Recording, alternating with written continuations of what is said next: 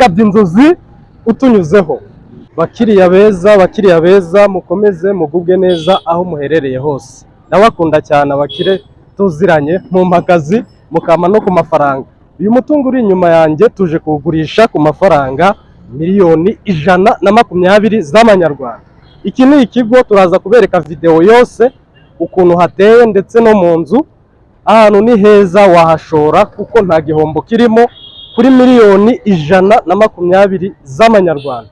Mutwandikire kuri 078 308 tubibutsa ko hano harimo ubuso bugera kuri 500. Ikindi hinjiza amafaranga arenga ibihumbi 500 z'amanyarwanda ku kwezi. Ahantu wahashora hakaba hawe kuri miliyoni 120 z'amanyarwanda.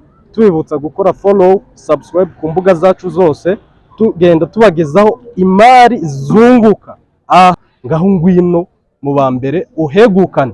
Turaza kubereka video zose uko mu nzu hateye ndetse n'indi pati y'inyuma. Hariyo akazu keza gashobora kwinjiza amafaranga nako, kandi harimo parikingi ihagije ishobora kubiri nahawe. Rero shora aha hantu kandi ngwifurije gutsinda ibihe byiza. Turabakunda cyane. Yari Gadi guturuka muri Gisenyi komisiyoneri. Kabya inzozi utunyuzeho.